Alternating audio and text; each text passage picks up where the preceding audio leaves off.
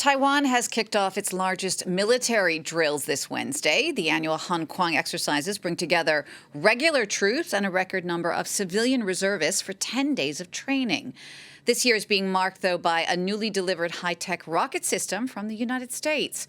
We're going to talk more about this with correspondent Jan Camenzind Broomby in Taipei. Jan, the drill started today and will last for 10 days. Talk us through what they look like. That's right. These are unprecedented in their size, in their scale, and also in their duration. You said 10 days there. That's longer than they've been before. You mentioned the reservists that are being drafted in to participate. There are something like 22,000 reservists that are going to be included in these exercises as they go on for the next 10 days. So really ramping that up, Taiwan is here when we compare that with the last few years. What else is new? What can we expect in the coming 10 days? Well, they've started slowly. Today we had a simulated attack on command systems, essentially assessing whether or not Taiwanese units, Taiwanese soldiers, are going to be able to coordinate themselves if those command systems have been wiped out by a hack, by a missile strike, for example.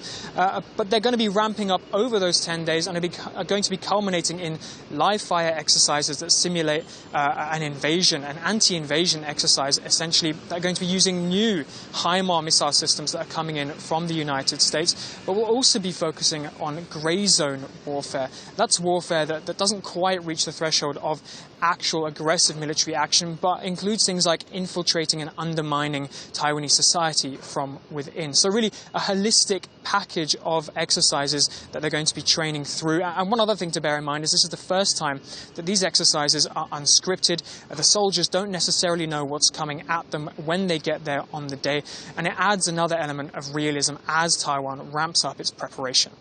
That's fascinating. You were able to attend an exercise that was open to the media earlier today. What was it like?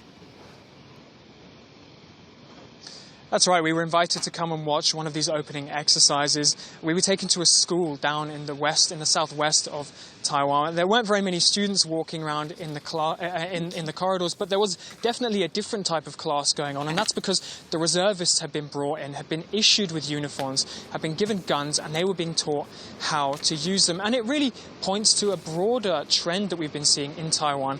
The newly inaugurated president from this year has really been trying to ramp up Taiwan's entire society, its all-society preparedness for the case of war. It's not just about whether the soldiers are going to be able to deal with a potential Chinese invasion, because let's not forget that's who these drills are really aimed towards. It's also about whether the society is going to be able to withstand an invasion, and beefing up the capacity and the abilities of those 22,000 reservists, well, that's a part of that process. What's China said in response? Well, it's already said that the Taiwanese exercises will do nothing, essentially, against the sword that they have that is going to be anti-independence. So they're really pushing back already, just as these exercises have started.